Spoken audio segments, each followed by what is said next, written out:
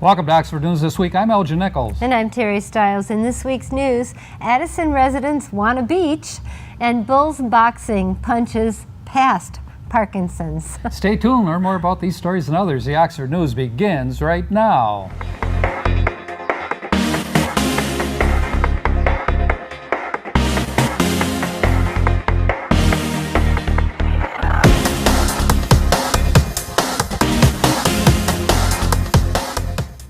Winter is still in full swing, but Addison Township is talking about beaches. In October, the Township Board held a special meeting to discuss the possibility of a public beach on Lakeville Lake.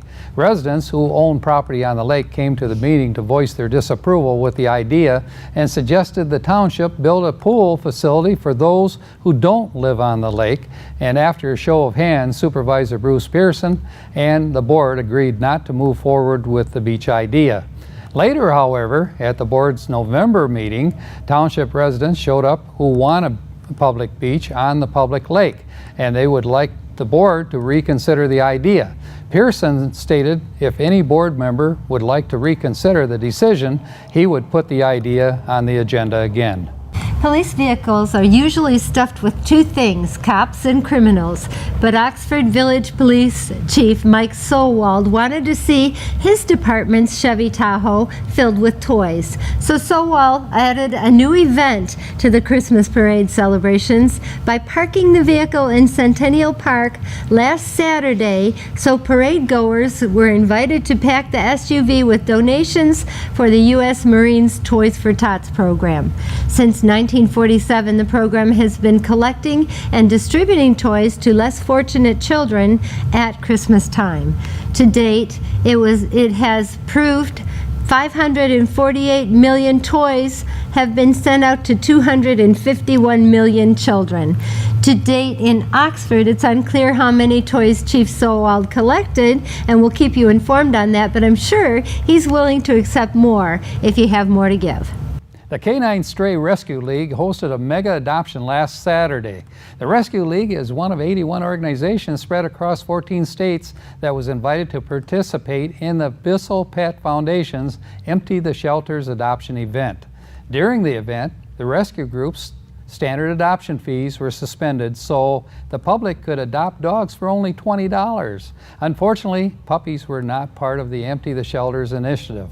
For information on Canine Stray Rescue, go to caninestray.com. Andy Pastu has Parkinson's disease and for years has needed a walker to keep his balance. Now he is able to walk into the gym, does lunges, stands on his feet, and throws punches at a speed bag. He attributes his turnaround to participating in the Rocksteady boxing program at Bulls Gym. Pastu joined Rocksteady in Troy roughly 2 years ago when Bulls Boxing in Oxford started the program. He started going there to save time on the road. Bulls program is taught by owner and professional boxer Wiley Bull Aboud and his wife Marie. Bull said aside from teaching a sport he loves, he truly enjoys having a front row seat to the improvements in his students' quality of life. Congratulations. That's a fantastic story, and we have had the pleasure of sitting front row seats to that as well, and it's amazing to see the improvement in those people in a matter of weeks. It is, and Bill and I, Bill Service, the manager of the station, he and I actually did a boxing match. That's right, you did exhibition that Bulls did. Yeah. So it was fun. I love what they contribute. Nice guy, the guy that owns this that organization. They contribute a lot to this community. Well, you know what? I've got one pet peeve, and it's a major pet peeve, and that is the noise that's surrounding us in the studio. Yeah. Not for much longer, because in February we'll be moving, but until then it's just unbelievable. I put a meter on it to see, the decibel rating, and it's just into the red. Into this room on many occasions. It interrupts the process in which we're trying every time we shoot. It's tough on creativity, obviously, when you have this racket going on. And what is the name of that company next door? AFI next door. So their employees apparently work better when they have their music on, and we can actually tell what songs are being played. I actually talked to their manager over there, or one of the owners, And she said that this is an Industrial. zone area and that they can have as much noise as they want. Yep. And they refuse to, No. be a good neighbor. Yeah, they used So to it's a turn it problem. down on Thursdays and Fridays. That's our big shooting day. It's Thursday and Friday. We do minutes by minutes in the news, and they used to turn it down, but They have not cooperated the in a amount long of time. times that we've gone over there to ask them to turn it down, I guess, has annoyed them. I don't know, so it's pretty frustrating. I want to mention one thing we have been talking about on the air as much as we can, the SB 637. So it's Senate Bill 637, which stood to go through the House. It was going to take the rights-of-way control out of local hands. It did pass through the House, unfortunately, the other day. It also will serve to diminish our franchise fees and our PEG fees, which is what keeps us going. That's the only funding we get, our revenue. It's now set to go to the governor's office. Of course, the governor wants to sign everything he can during this lame duck session before January 31st. So we still have the campaign going to ask the governor to refuse this bill. It's a hideous bill, quote unquote. There were 34 yays in the House and 35 nays. AT&T really was, and Charter were really taunting our industry, saying you're not going to get any votes for it because AT&T doesn't want to pay for rights away. They just want to come in, AT&T, Charter, and Spectrum. They just want to come in, use our rights away for free. They would pay $20 a month rent on the poles that they put up. These poles can be every 200 to 500 feet. 5G is why they want to do this, which means more Wi-Fi, but the signal only goes 200 to 500 feet. So we're going to have these huge boxes everywhere in our community. So please pay attention to this bill. We have received pretty good fast. support from Senator Riley and others. And Oakland County is, in support of. All of Oakland County. All of Oakland County is against In the state this. of Michigan, too. Everywhere. There's a It's- lot of different communities. and. It's the legislative people have been lobbied. This is an election year, so they were lobbied hard and strong. I'm sure a lot of their campaigns got a lot of money from Big AT&T, and so that's why it went through. And so we want it not to go through the governor's office. I don't know how much he has been lobbied, but I'm sure a lot. I have to spread a rumor. I don't believe that any of our legislators can be bought. Okay. So that's it for Oxford News this week. If you'd like to learn more about these stories and others, you can catch us on our website at occtv.org or on YouTube, and of course our regular Spectrum Charter channel 191 and AT&T channel 99. And coming up soon on Oxford News is this week, our very own Cody Wright. I almost got tangled up with that one, with school sports and schooling around with Alexis Ware and Danielle Smith. And you won't want to miss Auto Talk and Science in the News with Dave Kinney. I'm Terry Stiles. Thanks for watching Oxford News this week, where we bring your news closer to home. And I'm Elgin Nichols. Remember, always be kind to your friends and neighbors, and thanks for watching.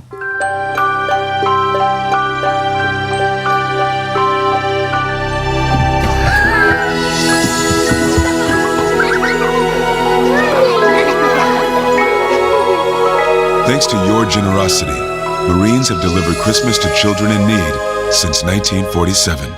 Hello everyone and welcome back to Squad News. I'm Alexis Ware, and this week we have a new student host, Wyatt, 8th grade, right? Yep. Awesome. So jumping right into the student host events, what does it mean to be a leader to you?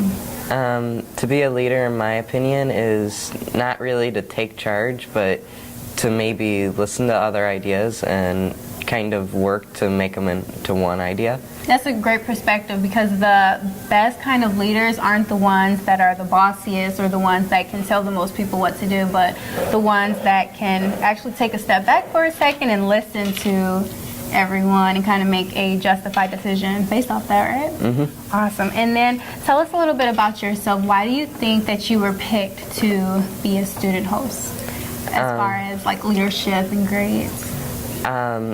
I do a lot of different things. I do robotics, and I like to help out a lot. I try to get everyone's ideas and make them into one, and take everyone's ideas into account. I work very hard in school, and I think it's very important too. Right, and these are, like you said, all characteristics that every student needs to incorporate to be successful in school and in life in general. Speaking of robotics, I see a few things coming up this week for you guys, but going back into that, we also saw you last week on Schooling Around for the newspaper class, which is one thing that you kind of missed on your resume. That's very outstanding. So this week, we have Daniel Axford's book fair. That's Monday through next week. Wednesday, the 7th graders have their winter band concert at 7 p.m. I want to say that's at OHS. Thursday, Daniel Axford has their 2nd grade concert again at Oxford High School. And then Friday, would you like to tell us what that is? FTC, the robotics program at the middle school, is having a competition. And I was very curious about that actually. Where is that competition, here or is it somewhere else? It's at the middle school in the gym. Okay. Now, do you guys do competitions every so often, or how does that usually go for you guys? We host a competition every year. Okay. This is the 2nd year, and we're expecting about 300 people. Oh, wow. That's insane, in the gym. Mm-hmm. Wow. And how did last year turn out for you guys? It turned out really well. Mm-hmm. Great, awesome. Well, maybe we'll even catch up with Wyatt a little bit later on this week and see how that competition turns out. But along with that, I see that it's actually on Saturday as well, so it's a 2-day competition. Friday, some teams come in to register and get ready for Saturday, and then we set up on Friday, and Saturday is the real competition. Okay, so it's basically a weekend long of events. Great. Then Saturday, after that robotics competition, we have Daniel Axford as well as Oxford Elementary School for their Santa breakfast. That's going to be early on in the morning until about noon. And then next week, as far as our school events go, we have Monday for OMS Penny Wars, which I think is annual, right? Yep. And how does that usually pan out? Every year we have Penny Wars. It's where the students pick a charity, and the students pick one. It's all voted through the advisories. Okay. And each class holds out a bucket, and they try to fill it with as many pennies as you can, and you get 1 point for every penny. Okay. And sounds fair. yeah, and then every class can have people run around and drop the silvers, which are any silver coins or dollars, and it deducts points based on their value. Okay. And you try to win the competition. Awesome. And how do you guys go about picking that charity? Is it already picked as of now, or? It's already picked, but each advisory, they do 1 day of brainstorming, and they pick a few different large charities or local. Okay. And then the next day they vote on them and they narrow it down, and each advisory gives a few suggestions. Okay. Now, I heard a rumor that you actually compete with the high school in this, and you both try to see who can get the most. Is that true? Yeah, a little. Okay, and how many years have the middle school won? I don't know about last year. Okay. And I don't know about 6th grade. But this year we are maybe hoping for a win for OMS. Yep. We'll certainly find out. And then on Tuesday, OES is holding their blood drive. That's 2 p.m. until 8 p.m. Wednesday is a few courses of events that we're not going to disclose just at this moment. And then Wednesday is the Student Council holiday party for Oxford Middle School as well, 6 p.m. until 8 p.m. How does that usually go? Is that annual? It's pretty much annual. Okay. The date changes sometimes though. But it's really fun to go to.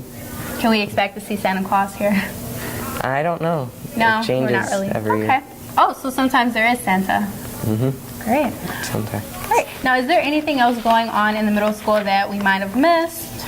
I don't really think so. Just that Thanksgiving has passed. It's a little bit in our rear view now. So we are looking forward to the holiday break coming up in a few weeks now, not that long. You guys are going to be out for 2 weeks? Yep. For the rest of the month of December. Yeah, it's a really long time.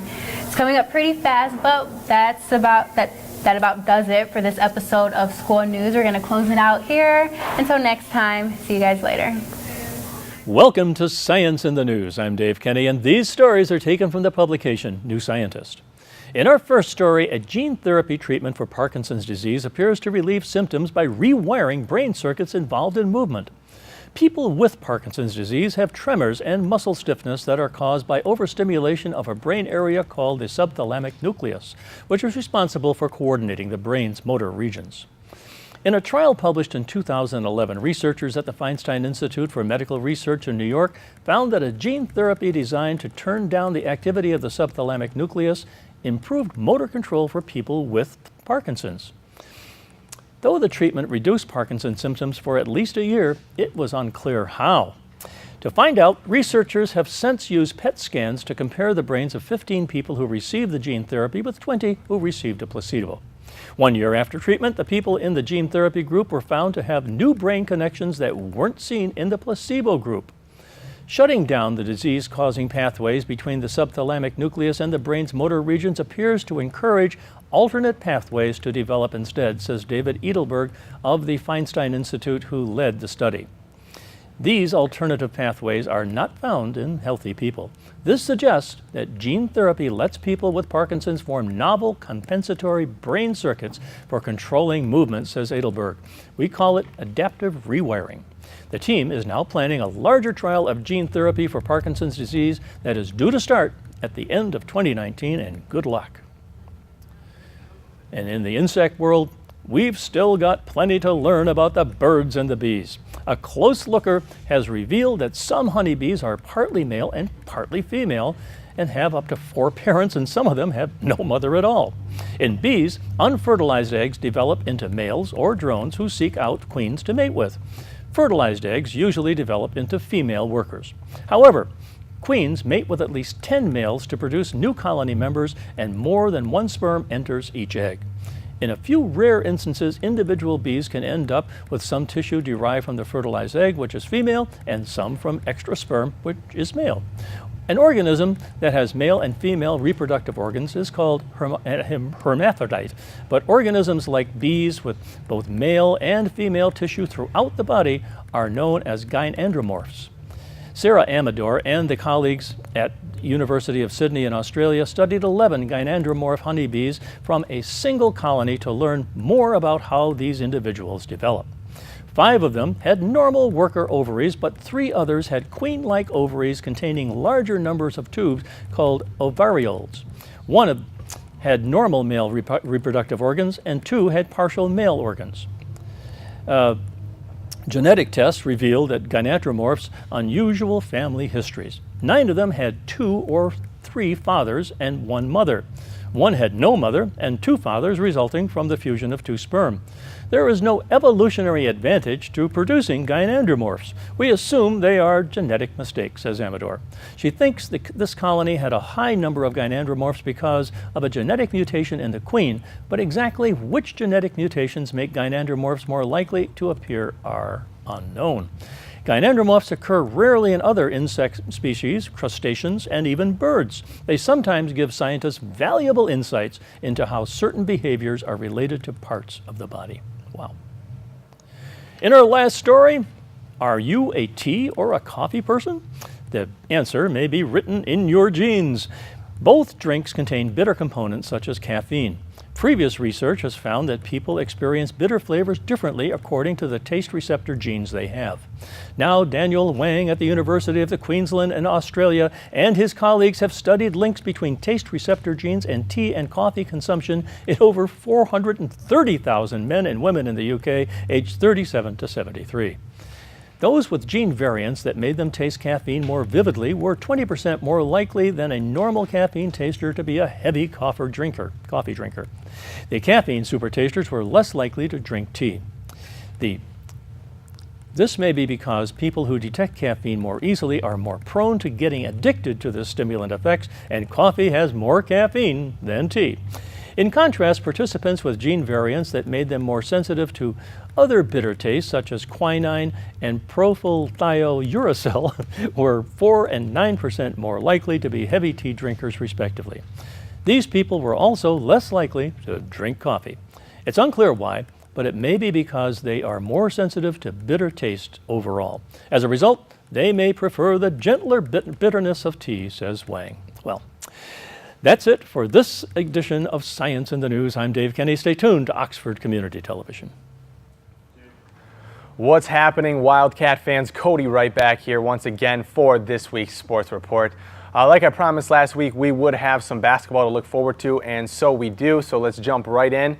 The boys basketball team kicked off their season here at home taking on Walled Lake Central. All three clubs played very well, actually. Freshmen starting the night off early with a 31-17 win. The JV club then picking back up. The game was close.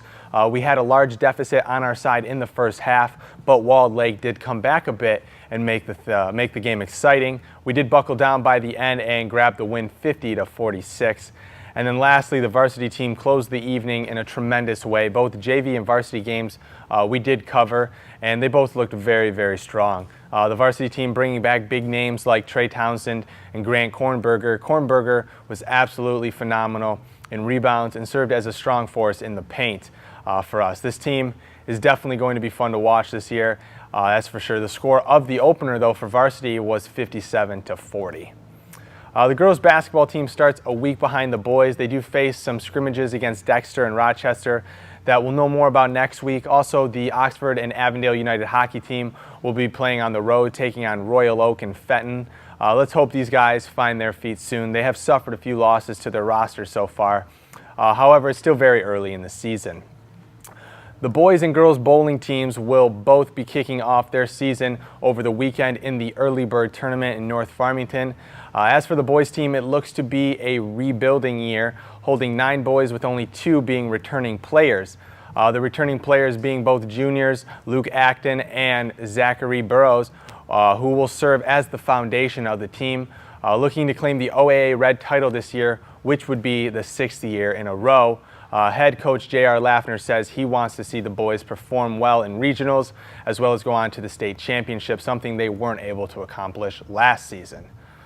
As for the girls, they have a very big season to follow. Last year, they did claim the state title. They did graduate 3 seniors last year, some key players, but head coach JR says this year's bunch has potential. Senior captain and top athletes Claire Sandstrom and Megan Armbruster are both captains this year. The girls are also kicking off their season in North Farmington at the Early Bird Tournament. Also, the wrestling team looks to be aiming high this season. It's been 7 years since we have captured that state title, so we are overdue for one, I'd say. Trent Meyer is no stranger to the sports community after his impressive year on the football team. He is now serving as team captain for the wrestlers. The team also brings big powerhouse names like Austin Schlick, Liam Hillary, Matthew Curtis, and Caleb Tabbert. The first meet of the season is against Airport and John Glenn on the 5th, so we will have results in on that next week. And last but certainly not least, the cheer team looks to have great potential as well this season. Still hasn't started yet. However, head coach Elena Weber says they have really big goals this year. They practically have doubled in size with 31 girls, 17 of which are seniors. They look to take the OAA White Division first, then go on to place in the top 4 of districts and regionals to get into that state finals position. That hasn't happened for this team since back in 2007. They will kick off their season on December 7th at the CCCAA meet. Anyhow, until then, if you have any concerns on upcoming schedules, rosters, and game breakdowns, you can go to oxfordathletics.org. That is the place to go if you want to educate yourself on the details that you might miss at the game, or you can get that here at OCTV. Once again, that is oxfordathletics.org. While you're at it, might as well check us out at OCCTV.org. All of our coverage of these events can be found on our YouTube page, which you can access through our website. Once again, that is OCCTV.org. That's going to do it for this week's report. I want to thank you all for watching and remind you to tune in next time. But until then, I'm Cody Wright. Go Wildcats. Welcome to this edition of Auto Talk. I'm Dave Kenny, and these stories are taken from the publication Automotive News. In our first story, after a nearly 14-year tease of just over the horizon promises and someday soon product plans, Jeep showed the first production pickup to carry the brand's name in a generation, the 2020 Jeep Gladiator, and it will be in showrooms in the second quarter of 2019. In styling and off-road performance, the 2020 Gladiator is a derivative of the Jeep Wrangler and shares a number of components and key attributes with the latest generation JL Wrangler that went on sale this year, including removable doors, a removable roof, and folding front windscreen. But while it is Wrangler-based, the Gladiator is distinct from the iconic off-roader with a frame that is 31 inches longer and a wheelbase that is 19.4 inches longer to carry its 5-foot cargo bed.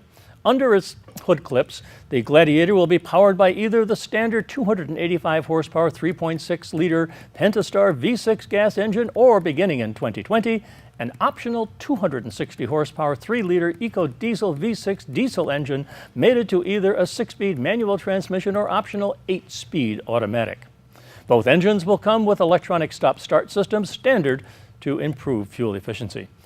In exterior styling, the Gladiator freely copies the popular JL Wrangler, incorporating much of the SUV's exterior lighting and design cues while departing in some small ways to improve capability. One example, the 7 slots in the Jeep grille are larger on the Gladiator than they are on the Wrangler to enhance airflow for towing, allowing the Gladiator to boast up to 7,650 pounds of towing capacity and up to 1,600 pounds of payload capacity with an optional max towing package. The Jeep pickup will also come with 3 available options for removing its roof, depending on trim levels. The Gladiator's 5-foot bed comes equipped with under-rail lighting to illuminate the cargo area, integrated cargo tie-downs, and an available covered external 115-volt plug. Inside, the Gladiator picks up a number of the Wrangler styling cues and features, especially in the front row seating and instrumentation, including its optional 8.4-inch touchscreen Uconnect infotainment system. But the second row seats are exclusive to the pickup, with seat bottoms that fold up to expose a storage compartment with an optional lock and a seat back that can lock in place for additional secure storage. A front-looking camera is standard on the Rubicon trim levels to allow the driver a clear view of obstacles ahead during off-road use. The Gladiator is equipped to hang with the Wrangler in terms of off-road capability, with 3rd-generation Dana 44 front and rear axles, Jeep's Command Track 4x4 system on the Sport and Overland trims, and on its Rock Track heavy-duty off-road system standard on the Rubicon trim. Despite its extended frame, the pickup boasts an approach angle of 43.6 degrees, a breakover angle of 20.3 degrees, and a departure angle of 26 degrees with 11.1 inches of ground clearance, Jeep says. The brand also says the Gladiator is capable of safely fording up to 30 inches of water. The pickup is being assembled in the southern half of FCA's Toledo Assembly Complex, which also assembles the Wrangler. And on the recall front, America Honda is recalling 107,000 Odyssey minivans in the U.S. over a latch malfunction that may cause the power sliding door to open when the vehicle is in drive, according to the National Highway Traffic Safety Administration. The recall covers certain 2018 and 2019 Odyssey vehicles. The latch assemblies for the power sliding doors may stick and not properly latch to the door strikers, NHTSA said in its website. If the power sliding doors fail to latch, the doors may open while moving, increasing the risk of injury. Honda will notify owners, and dealers will replace the left and right power sliding door rear latch assemblies free of charge, according to NHTSA. The recall is expected to begin on December 20th when the automaker has enough latch repair kits. Dealers without repair kits will give affected vehicle owners the option of temporarily disabling the power sliding door feature until the parts become available. The temporary fix will allow manual operation of the sliding doors, however. There have been no reports of injuries related to this malfunction, America Honda said. Chris Martin, spokesman for America Honda, said in an email that he did not anticipate the recall to affect year-end sales. A production line change was made earlier this year, and vehicles produced since that point are not subject to the recall announced yesterday, said Martin. Any older vehicles in the dealer inventory can be repaired prior to sale, as we have limited supply of replacement parts now. Well, that's it for this edition of Auto Talk. I'm Dave Kenny, and as always, may the wind be at your back as you cruise down life's highways.